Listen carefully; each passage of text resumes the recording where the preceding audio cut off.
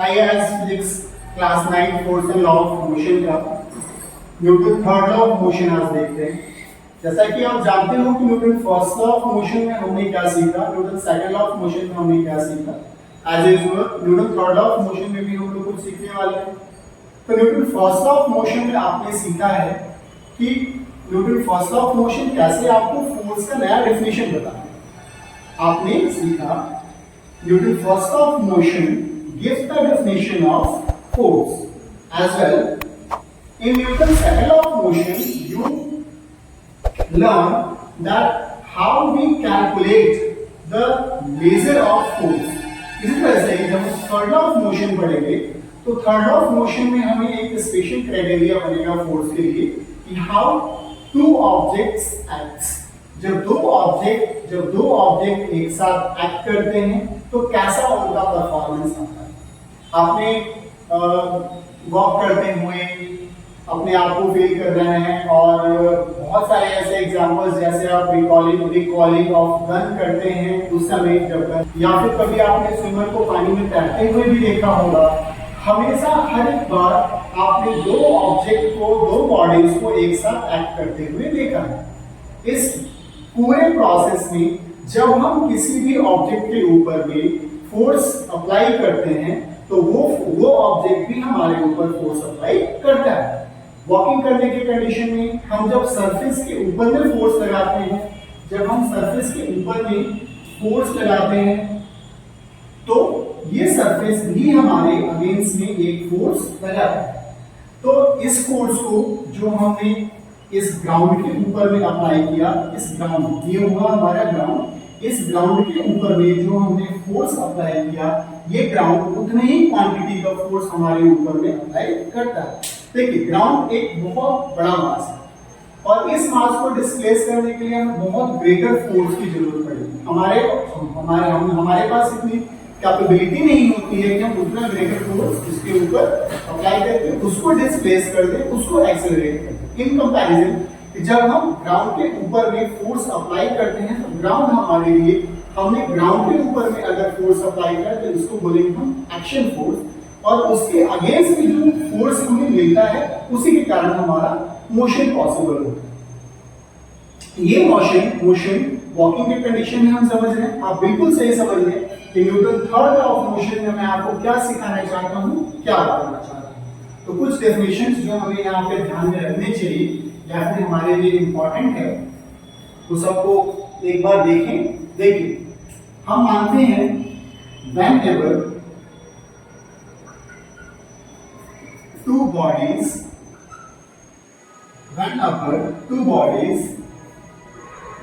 interact each other,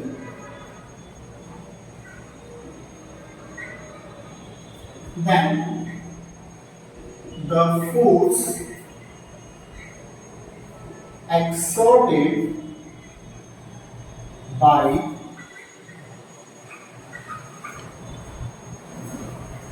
body 1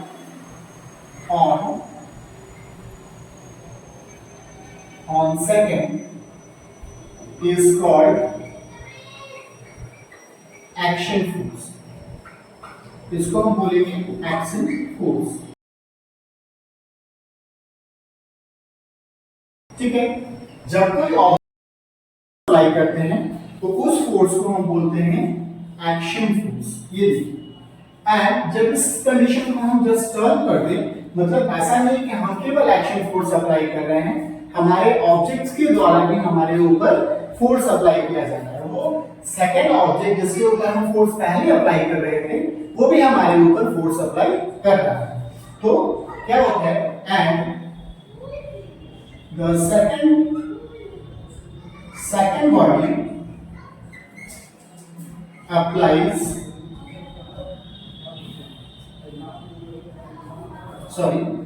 exerted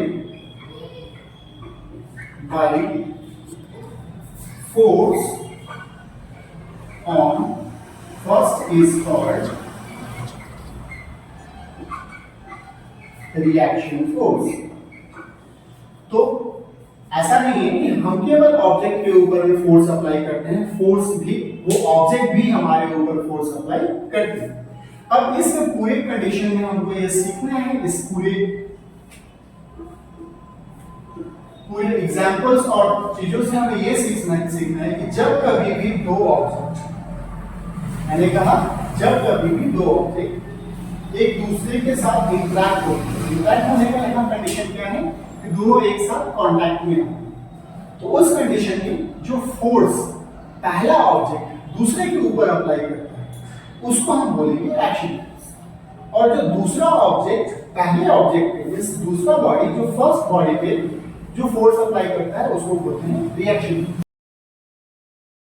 third law of motion की यहाँ पे बात कर रहे हैं, तो यहाँ पे हम बिल्कुल एक ही बात बताएंगे कि किस तरह से एक्शन और रिएक्शन फोर्स हमारा वर्क करता है।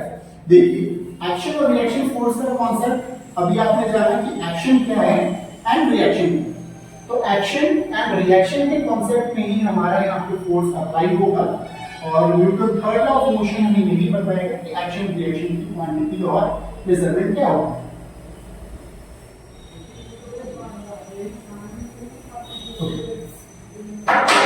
आइए देखते हैं Newton third law of motion क्या है। अकॉर्डिंग टू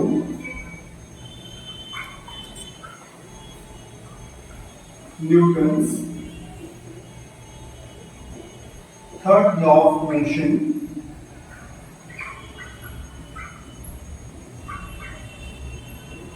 to every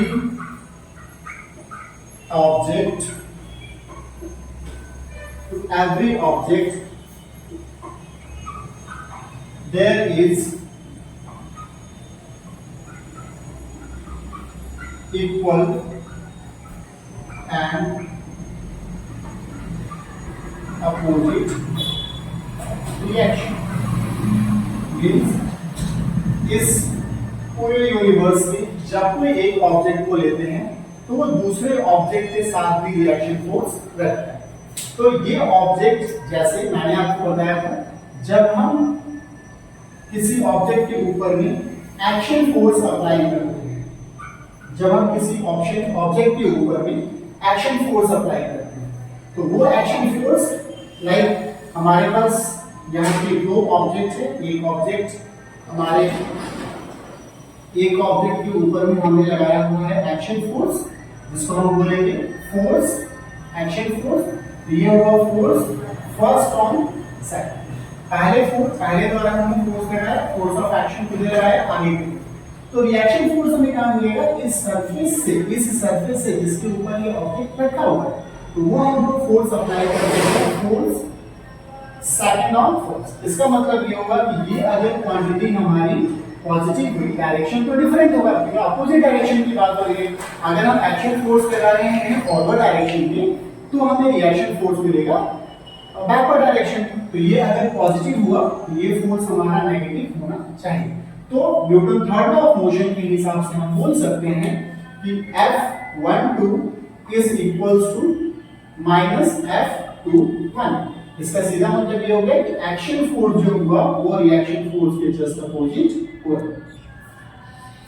तो हमने देखा Newton third law of motion बहुत ही आराम से एक ही चीज को एक्सप्लेन करता है। देखिए हमारे दिमाग में एक बात आती है बहुत ही सिंपल से कि अगर एक्शन फोर्स रिएक्शन फोर्स के इक्वल हो गया तो हमें अपोजिट डायरेक्शन में कैंसिल आउट भी हो जाएगा। बहुत सिंपल सी बात है भाई कि अगर एक्शन फोर्स और रिएक्शन फोर्स दोनों इक्वल क्वांटिटी तो क्या हो, तो दोनों कैंसिल आउट हो जाना चाहिए था। लेकिन आप यहाँ बोल रहे हैं कि एक्शन फोर्स है तो रिएक्शन फोर्स, हाँ बिल्कुल सही है। जैसे मान लो कि अगर एक ही ऑब्जेक्ट है और एक ही ऑब्जेक्ट के ऊपर हम एक्शन फोर्स भी लगा रहे हैं और रिएक्शन फोर्स भी लगा रहे हैं, ऐसा तो ये तो दोनों कैंसिल आउट हो जाएगा। लेकिन एक्शन फोर्स और रिएक्शन फोर्स यहाँ पे जो हम बोलते हैं ये बिल्कुल सही है, एकदम बिल्कुल सही है कि एक्शन फोर्स रिएक्शन फोर्स के जस्ट अपोजिट होता है और इक्वल क्वांटिटी का होता है, लेकिन फिर भी ये कैंसिल आउट नहीं होता। Just because the answer is कि यहाँ पे एक ऑब्जेक्ट से दूसरे ऑब्जेक्ट के ऊपर में फोर्स अप्लाई किया जा रहा है। एक ऑब्जेक्ट, अभी देखो एक ऑब्जेक्ट हमारा अगर इस तरह से जा रहा है, दूसरा उस दूसरे ऑब्जेक्ट का डायरेक्शन बिल्कुल अलग है। तो यहाँ पे जैसे हम ड्रॉ करते हैं तो एक हमने अपने फुट से क्या किया, फोर्स अप्लाई किया, एक्शन फोर्स डाला किसके ऊपर, सरफेस, मीन सरफेस हमारा हो गया अर्थ के ऊपर। तो अर्थ दूसरा ऑब्जेक्ट हुआ, उसने हमारे ऊपर एक रिएक्शन फोर्स दिखाया और हमको मोशन प्रोवाइड किया। अब देखिए स्विमिंग के केस में हम जब आगे की तरफ अपना हाथ टेंस करते हैं, आगे की तरफ अपना हाथ करते हैं और पानी को पीछे की तरफ करते हैं, तो हमें मोशन किधर मिलता है? आगे की तरफ। तो पहला ऑब्जेक्ट क्या हुआ, हमने पहले ऑब्जेक्ट को बोला कि वो हमारा है हैंड, और दूसरा ऑब्जेक्ट है वाटर। तो हमें मोशन क्या है कि हम यहाँ पे जो फोर्स अप्लाई कर रहे हैं वो एक ही ऑब्जेक्ट पे नहीं कर रहे हैं, डिफरेंट ऑब्जेक्ट पे कर रहे हैं। इसलिए यहाँ पे ये ऐसा नहीं माना जाएगा कि फोर्स हमारा कैंसल आउट हो जाए। यहाँ एक्शन फोर्स भी होगा और रिएक्शन फोर्स भी आपको होगा। एक ऑब्जेक्ट नहीं होने के कारण आपका एक्शन और रिएक्शन फोर्स जो होगा वो कैंसल आउट नहीं होगा। देखिए हमारा अर्थ एक ह्यूज बॉल ऑफ मैग्नेट मान सकते हैं, क्योंकि अर्थ के पास एक बहुत ही स्ट्रॉन्ग फोर्स है जिसको बोलते हैं ग्रेविटेशनल फोर्स ऑफ ग्रेविटी। हमने ये बात सुनी है, सेकंड लॉ में भी हमने इससे बात की थी कि एप्पल जब पेड़ से गिरता है तो पेड़ से गिरता है डाउनवर्ड और अर्थ उसको अपनी तरफ अपने फोर्स से उसको खींचती है। बहुत बच्चों के दिमाग में ये बात आती है कि एक्शन फोर्स जो होता है ना, वो रिएक्शन फोर्स दोनों को, मतलब दोनों एक दूसरे के, एक्शन फोर्स लगाया तो रिएक्शन फोर्स भी हमें दिखना चाहिए। तो अर्थ ने जब एप्पल को खींचा तो ऐसा तो जरूरी नहीं है कि एप्पल भी उसको खींचेगा, या फिर आपके दिमाग में ये बात आनी चाहिए कि सर उधर भी तो डिस्प्लेसमेंट दिखना चाहिए। तो देखो अगर हम बोले तो हमारा फोर्स जो होगा तो मास इनटू एक्सेलरेशन। जिस ऑब्जेक्ट का मास इतना ह्यूज हो उसके साथ एप्पल अगर उसको अपनी तरफ खींचेगा, रिएक्शन फोर्स अगर दिखाएगा,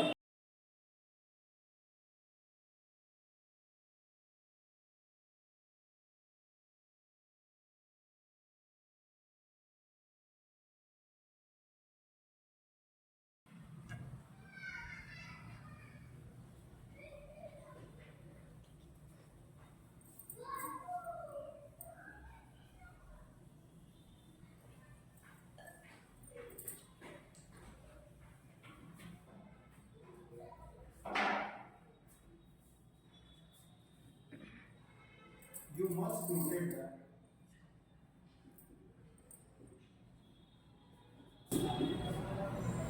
हमें ये ध्यान रखना चाहिए क्या क्या चीजें न्यूटन फर्स्ट लॉ में इंपॉर्टेंट है। Action and reaction acts together. यहाँ पे है कि एक्शन रिएक्शन क्या होगा, दोनों साथ में काम करेंगे, but the direction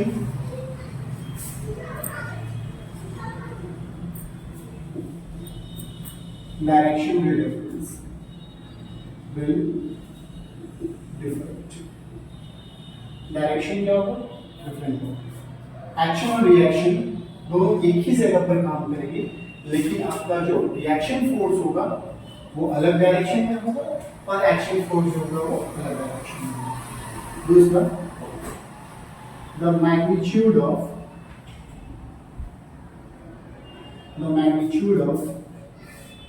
both forces are equal। The magnitude of both forces are equal, but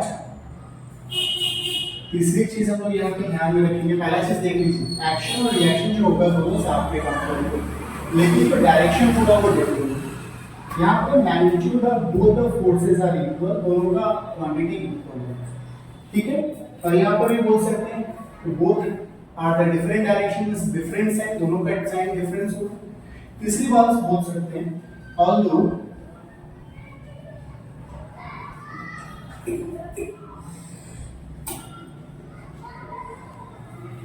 although the action and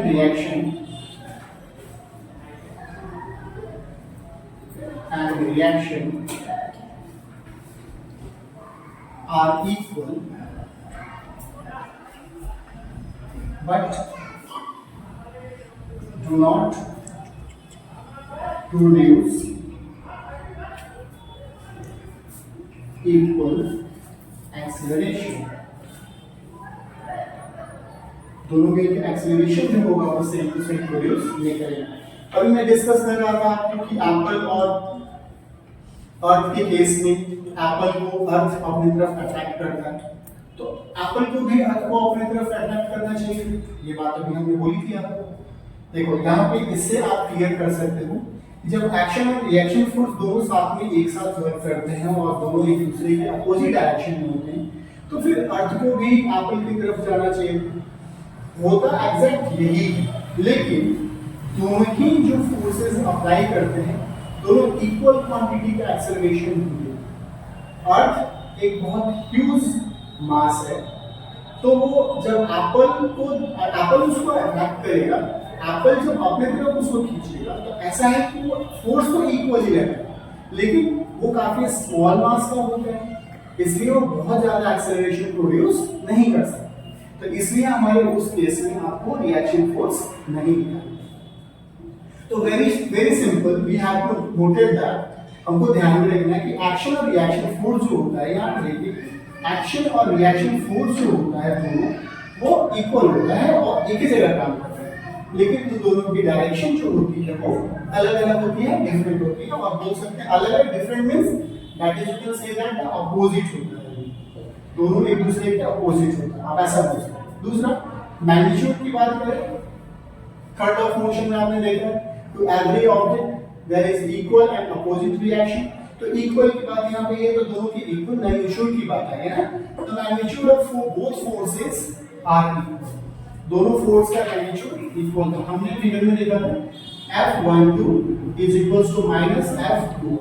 जितनी मैग्नीट्यूड आपको फर्स्ट ऑब्जेक्ट दूसरे पे लगा रहा था फोर्स की क्वांटिटी, उतना ही दूसरा ऑब्जेक्ट फर्स्ट पे भी लगा। ठीक है, although the action and reaction forces are equal but they do not produce the equal acceleration। तो ये सारी पॉइंट्स है जो थर्ड लॉ ऑफ मोशन में हम लोग को जानना है। थोड़ा एप्लीकेशंस को डिस्कस करते हैं। देखो एप्लीकेशन तो इतने सारे हैं कि हम आपको इतने सारे एप्लीकेशंस बता सकते हैं, उसमें बहुत ज्यादा कॉन्सेप्ट आपका बनेगा नहीं। तो आप एग्जांपल्स के ये सब जरूरी है, एप्लीकेशंस भी जानो। भाई पहला तो हम लोग वॉकिंग के केस में देखते हैं, वॉक करते हैं, वॉक करने से हमारा एक्शन फोर्स ग्राउंड पे लगता है, ग्राउंड हमारे ऊपर में अपोजिट रिएक्शन फोर्स देता है, जिसके कारण हमको मोशन प्रोड्यूस होता है, मोशन में। ठीक है, और ये आपको पता है कि जिधर से अनबैलेंस फोर्स लगता है मोशन उधर ही होती है। तो हमने जो फोर्स अप्लाई किया उतना ही फोर्स हमारे बॉडी के ऊपर अर्थ में भी आता है। स्विमिंग के केस में आप देख लो, जैसे ही आप पानी को पीछे की तरफ करते हो आपका मोशन आगे की तरफ जाता है, आपने इस चीज को भी फील किया होगा। रिकॉलिंग ऑफ गन के केस में देख लो, गन से जब आप रिकॉल करते हो, बुलेट को शूट करते हो, तो उस केस में हमारा एक्शन फोर्स जो है वो किसके ऊपर लगता है, बुलेट के ऊपर लगता है, लेकिन हमारे ऊपर भी रिएक्शन फोर्स होता है और वो हमारे बैकवर्ड डायरेक्शन में दिखाई पड़ता है, अपोजिट डायरेक्शन। फिर आप थोड़े अलग कंडीशन में देख लो, जेट प्लेन, एरोप्लेन, जो जेट एरोप्लेन्स होते हैं उसमें भी सेम टू सेम उनकी बैक पोर्शन में बहुत ही ज्यादा और बहुत हैवी मास में फ्यूल भरा जाता है। फ्यूल क्या करता है, जब जैसे ही इंजन स्टार्ट होता है तो फ्यूल बर्न करना स्टार्ट करता है, और जो उसमें गैसेस बनती हैं वो ह्यूज अमाउंट में फोर्स एक्सर्ट करती है। वो फोर्स नोजल से बाहर की तरफ आता है और वो सरफेस पे लगता है। इससे क्या होता है, जितने अमाउंट में नोजल से निकलने वाला गैस आपके सरफेस के ऊपर पड़ता है, उतने ही अमाउंट में आपका अपोजिट फोर्स जो है वो उस जेट प्लेन के ऊपर लगता है और जेट प्लेन आपका आराम से फ्लाई करने लगता है। वो ये कंडीशन हो जाती है। फिर उसके बाद नाव को देखो, नाव में जब नाव का पर्सन जो है बोटमैन जिसको बोलते हैं, वो नाव को क्या करता है, जैसे ही अपना उसको बैक डायरेक्शन में उसको रो करता है तो मोशन की तरफ प्रोवाइड होता है, मोशन आगे की तरफ, नाव आगे की तरफ जाने लगती है। तो ये सारे एग्जांपल्स हैं जिससे कि आप अंडरस्टैंड कर सकते हो कि Newton third law of motion में एक्शन एंड रिएक्शन फोर्स की बात होती है, लेकिन बदल अपोजिट डायरेक्शन। तो यहाँ पे क्लियरली एक चीज हो जाएगी, Newton first law of motion में क्या सीखा, Newton second law of motion में क्या सीखा और Newton third law of motion में क्या सीखा। Once again, Newton first law of motion में हमने सीखा कि how Newton first law of motion gives the definition of force, in second law of motion, in second Newton second law of motion, how the Newton second law gives the method to measure the force and magnitude to measure the force. In third, how the object acts. तो इस third, first and second से ही हम force के strong combination से ये सारी चीजों को अंडरस्टैंड कर सकते हैं कि एक फोर्स, दूसरा मैग्नीट्यूड कैसे कैलकुलेट करिए और तीसरा कैसे एक्शन और रिएक्शन फोर्स अपोजिट